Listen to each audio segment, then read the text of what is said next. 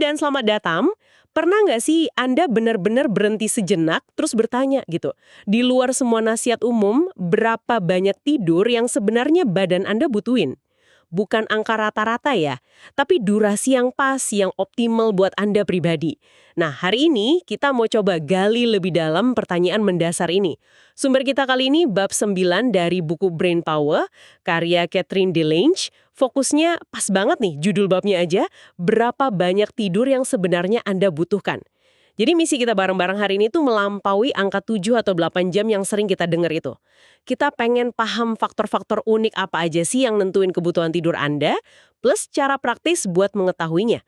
Soalnya ya, jujur aja deh, saran umum kadang rasanya kurang ngena ya kan? Dan mungkin Anda salah satu yang ngerasa alarm itu musuh banget tiap pagi. Bener banget. Tidur ini, topiknya memang kompleks ya. Jauh lebih dari sekedar ngitung jam aja. Rekomendasi umum itu okelah sebagai patokan awal. Tapi seperti yang disinggung di bab 9 ini, variasi antar orang itu, wah, signifikan banget. Penting buat kita pahami bareng-bareng nih, tidur itu bukan cuma matiin otak buat istirahat pasif gitu aja. Malah sebaliknya, tidur itu fase biologis yang, luar biasa aktif. Dan penting banget buat pemulihan fisik, buat ngunci memori, dan kesehatan otak secara keseluruhan. Buku Brain Power ini, khususnya di bab ini, kayak ngajak kita jadi detektif buat diri sendiri gitu, buat memahami kebutuhan tidur kita yang unik. Oke Beh, kita mulai dari yang paling sering didengar ya. Bab ini nyebutin panduan umum, kayak dari National Sleep Foundation di AS. Itu nyaranin 7-9 jam buat orang dewasa. Tapi, seberapa kaku sih angka ini? Apa berarti kalau orang tidurnya di luar rentang itu udah pasti ada masalah? Jawaban singkatnya sih nggak kaku sama sekali. Angka 7-9 jam itu lebih pas dilihat sebagai rata-rata populasi aja. Panduan awal yang bagus, tapi bukan aturan baku. Catherine DeLange di bab ini nekenin banget kalau kebutuhan tidur kita itu dipengaruhi banyak faktor. Makanya variasinya bisa lumayan jauh. Salah satu faktor utama itu, genetika. Ada penelitian yang dikutip di buku ini, nunjukin ada gen-gen tertentu yang secara langsung ngaruh ke durasi tidur alami kita. Ada gen yang bikin orang cenderung butuh tidur lebih pendek, ada juga yang sebaliknya. Nah, ini bantu ngejelasin kenapa ada orang yang seger-seger aja tidur kurang dari 7 jam, sementara yang lain tuh bener-bener butuh lebih dari 9 jam biar bisa fungsi optimal. Oh, jadi sebagian kebutuhan tidur kita itu emang udah kayak ada kodenya di gen kita ya. Menarik sih ini, soalnya seringkali kita malah merasa bersalah gitu kalau butuh tidur lebih lama dari temen atau rekan kerja. Nah, selain gen, faktor apa lagi nih yang disebutin di buku ini yang bikin kebutuhan tidur kita beda-beda? Faktor gede lainnya, yang mungkin lebih kita rasain ya perubahannya, itu usia. Kebutuhan sama pola tidur kita itu nggak sama terus sepanjang hidup. Bab 9 ini ngejelasin kalau seiring bertambahnya usia, ada beberapa perubahan yang tipikal gitu. Misalnya, orang yang lebih tua cenderung punya waktu tidur alami yang geser lebih awal. Bisa 1-2 jam lebih cepat dibanding pas usia 20-an dulu. Terus, rentang waktu optimal buat tidur atau jendela sirkadian mereka juga cenderung lebih sempit. Kalau dibiarin bangun alami tanpa alarm nih, total durasi tidur mereka mungkin sekitar 1 jam lebih sedikit dibanding pas muda. Yang juga penting, kualitas tidurnya cenderung turun. Tidur jadi lebih gampang kepotong atau keganggu. Kira-kira efisiensinya turun 30 menit gitu per dekade setelah usia parubaya. Wah, artinya kebutuhan tidur kita itu dinamis ya, berubah terus seiring umur. Jadi ngebandingin pola tidur kita sekarang sama pas remaja dulu mungkin udah nggak relevan lagi ya.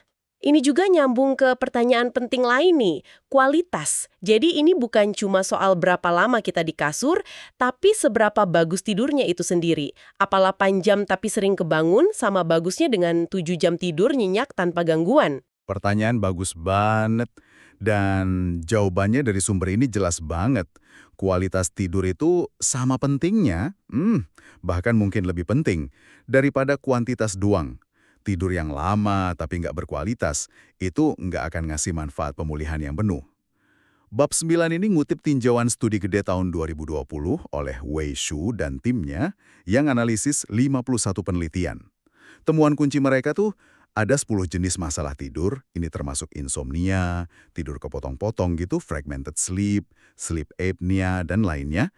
Nah, Semuanya ini secara signifikan ningkatin resiko penurunan kognitif dan demensia di kemudian hari.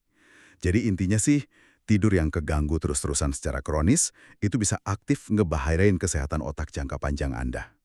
Gitu. Waduh, itu poin yang kuat banget ya. Tidur jelek bukan cuma bikin capek besoknya, tapi ada resiko jangka panjangnya juga. Nah, ini jadi mikir kebalikannya nih. Gimana kalau ada anggapan tidur kelamaan juga nggak bagus? Apa bab ini ngebahas sisi itu juga? Iya.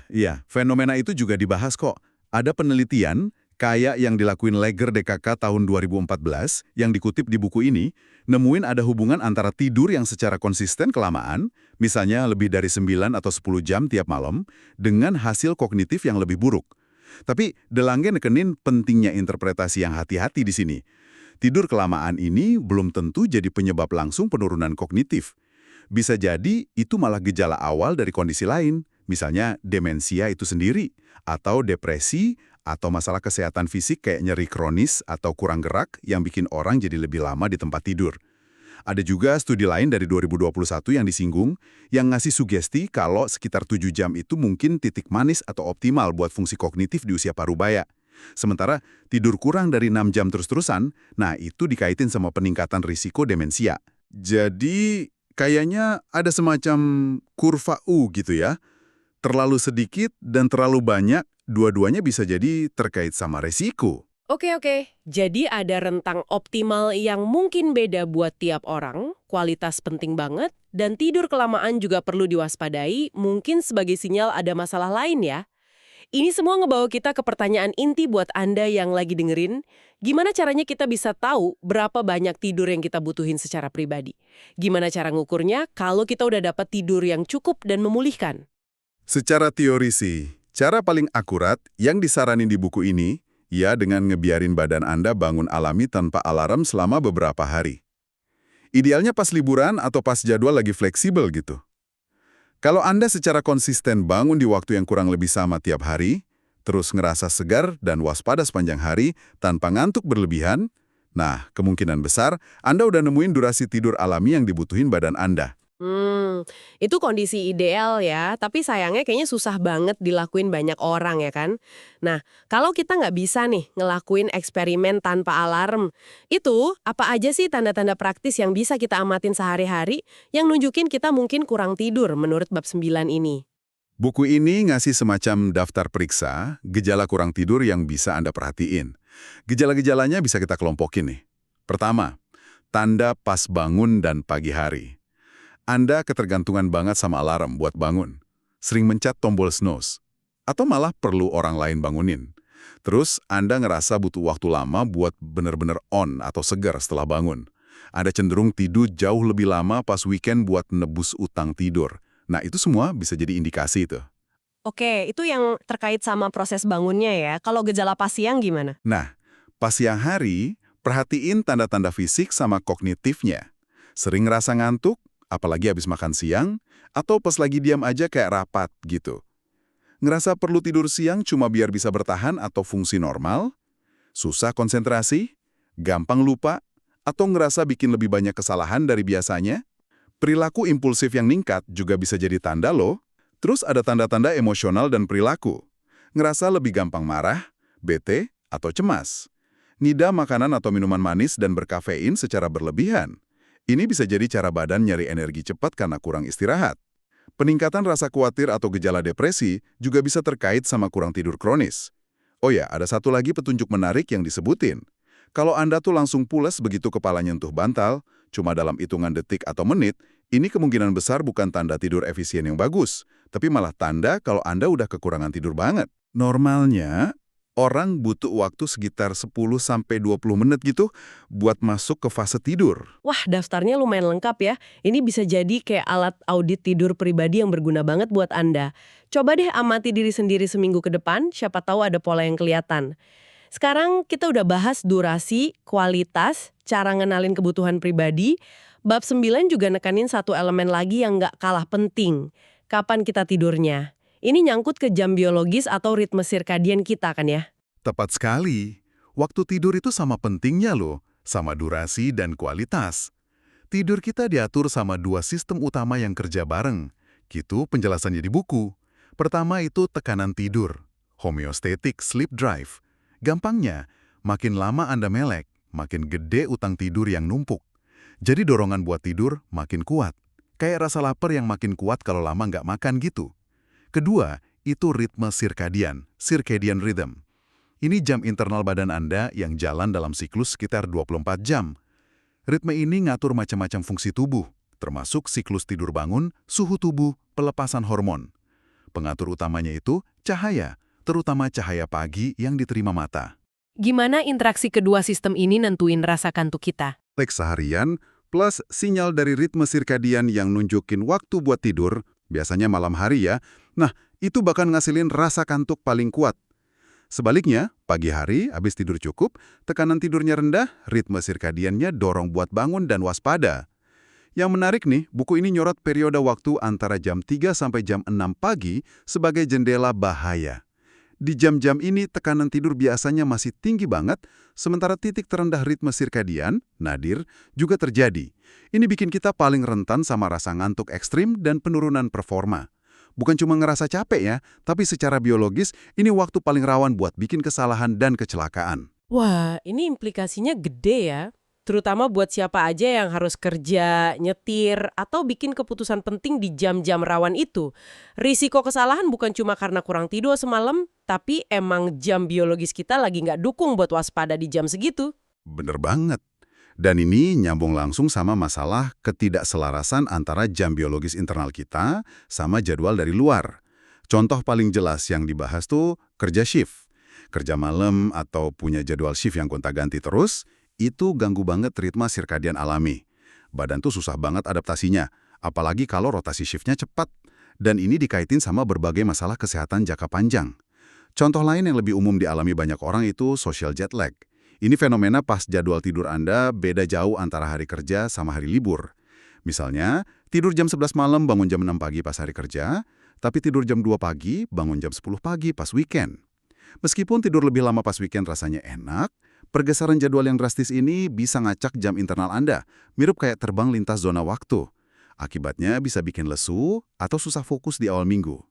Makanya Delangin nekenin pentingnya jaga jadwal tidur sekonsisten mungkin, bahkan pas weekend. Kalau emang kurang tidur selama seminggu, tidur siang singkat mungkin strategi yang lebih baik daripada tidur balas dendam berjam-jam pas weekend yang malah ganggu ritme. Konsistensi ya kuncinya, bahkan di akhir pekan. Oke deh, kita udah paham nih kompleksitasnya, kebutuhan tiap orang beda, pentingnya kualitas, krusialnya waktu tidur dan ritme sirkadian, plus cara ngenalin tanda kurang tidur. Sekarang, ayo ke bagian paling praktisnya. Apa aja langkah konkret yang disaranin Catherine Delang di bab 9 ini buat bantu kita tidur lebih baik? Buku ini ngasih beberapa tips praktis yang bisa diterapin. Kita bagi aja ya berdasarkan waktunya. Selama siang hari, usahain dapat paparan cahaya terang, terutama cahaya matahari pagi, sebanyak mungkin. Ini sinyal paling kuat buat nyetel ulang jam sirkadian Anda tiap hari. Kalau susah dapat cahaya alami karena kerjaan atau cuaca, pakai light box itu loh, lampu khusus yang niru spektrum cahaya matahari, bisa jadi alternatif yang efektif. Terus atur tidur siang dengan bijak. Kalau Anda butuh tidur siang, batasi durasinya sekitar 20 menitan aja. Biar seger tapi nggak pusing atau grogi habis bangun. Ini yang kadang disebut sleep inertia. Hindari juga tidur siang kesorean, paling nggak 6 jam sebelum waktu tidur malam Anda. Oke, cahaya pagi sama manajemen tidur siang. Ada lagi buat siang hari? Ada. Perhatiin juga aktivitas fisik sama pola makan. Hindari olahraga berat dekat-dekat waktu tidur. Olahraga sih bagus ya, tapi kalau terlalu dekat waktu tidur bisa naikin suhu inti tubuh. Padahal penurunan suhu tubuh itu justru bantu mancing rasa kantuk. Usahain makan malam jangan terlalu malam. Idealnya, selesai makan paling nggak 3 jam sebelum tidur biar pencernaan nggak ganggu. Dan tentunya, batasi asupan kafein, terutama sore dan malam. Ingat, kafein itu punya waktu paruh sekitar 5-6 jam. Artinya, kalau Anda ngopi jam 4 sore, setengah dari kafein itu masih aktif di badan Anda jam 9 atau 10 malam. Jelas bisa bikin susah tidur kan? Terakhir, usahain selesain urusan yang bikin stres atau konflik pas siang hari. Jangan dibawa ke tempat tidur. Sip, tips siang hari yang jelas banget dan bisa dicoba. Nah, gimana kalau persiapan jelang tidur? Saya ingat buku ini juga nyaranin pakai jurnal tidur atau sleep diary ya. Apa tuh gunanya? Buat persiapan tidur, dua hal utama yang ditekankan itu konsistensi waktu tidur, usahain tidur dan bangun di jam yang sama tiap hari sebisa mungkin, termasuk weekend, sama bikin rutinitas sebelum tidur yang nenangin. Ini bisa macam-macam, kayak baca buku, tapi bukan di layar gadget ya, mandi air anget, dengerin musik tenang, atau peregangan ringan. Tujuannya buat ngasih sinyal ke badan dan pikiran kalau udah waktunya santai dan siap-siap tidur. Nah, soal jurnal tidur, ini alat diagnosa pribadi yang berguna banget loh. Kita tuh seringnya punya persepsi yang kurang akurat soal berapa lama kita sebenarnya tidur atau seberapa sering kebangun. Jurnal tidur ini bantu Anda ngelacak pola tidur secara lebih objektif. Selama beberapa minggu, Anda catat tuh hal-hal kayak jam berapa masuk kamar tidur, kira-kira jam berapa mulai tidur, jam berapa bangun, berapa kali kebangun pas malam, gimana perasaan pas bangun, dan sepanjang hari. Terus catat juga kalau tidur siang, kapan dan berapa lama, konsumsi kafein, alkohol, obat, sama kapan olahraga. Nah, dengan data ini, Anda bisa mulai lihat polanya dan ngenalin faktor-faktor gaya hidup spesifik, mungkin makan malam terlalu larut, atau kopi sore, atau stres kerjaan yang mungkin diam-diam ganggu kualitas tidur Anda. Ini kayak langkah investigasi pribadi buat memahami tidur Anda lebih dalam. Jurnal tidur ini kedengerannya cara yang bagus ya buat ambil kendali dan benar-benar paham apa yang terjadi. Jadi kalau kita simpulkan nih dari penelusuran kita di bab 9, Brain Power ini, kebutuhan tidur kita itu personal banget. Dipengaruhi gen, usia, jadi lupain deh angka ajaib yang sama buat semua orang. Kualitas dan waktu tidur sama pentingnya kayak durasi, badan kita ngasih sinyal jelas kok kalau kurang tidur, dan kita bisa belajar ngenalinnya. Nyelarasin diri sama ritme sirkadian alami lewat jadwal konsisten dan cahaya yang pas itu krusial banget. Ada banyak tips praktis yang bisa kita terapin siang hari dan jelang tidur, plus jurnal tidur bisa jadi alat bantu yang oke. Memahami dan menuhin kebutuhan tidur unik kita ini kayaknya jadi fondasi penting banget ya buat kesehatan otak dan kesejahteraan kita secara keseluruhan ya. Mungkin abis dengar ini Anda bisa mulai coba perhatiin pola tidur dan tanda-tanda yang tadi kita bahas di diri Anda sendiri. Tepat sekali. Pesan utamanya memang, nggak ada pendekatan satu resep buat semua kalau soal tidur. Proses nemuin durasi, waktu, sama rutinitas tidur yang paling pas buat Anda itu, ya perjalanan penemuan pribadi masing-masing. Ini bukan cuma soal biar ngerasa enakan besok pagi aja, tapi seperti yang ditekankan di Brain Power, ini tuh investasi jangka panjang yang vital buat jaga fungsi kognitif, kesehatan mental, sama ketahanan fisik Anda. Mengenali, menghormati, dan ngerawat kebutuhan tidur Anda itu salah satu pilar fundamental buat hidup yang lebih sehat dan berdaya. Sebagai penutup nih, saya pengen ninggahin satu pertanyaan buat Anda renungkan.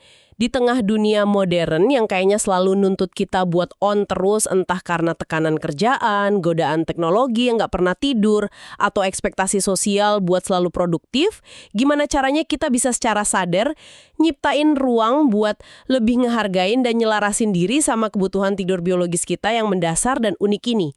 Dan mungkin lebih jauh lagi, apa ya masa depan bakal bawa teknologi yang nggak cuma ngelacak tidur kita, tapi juga secara aktif bantu mempersonalisasikannya, mengoptimalkannya sesuai profil biologis unik tiap individu. Sesuatu buat kita pikirin bareng-bareng. Sekian penelusuran mendalam kita kali ini berdasarkan bab 9 dari buku Brain Power. Sampai jumpa di kesempatan berikutnya.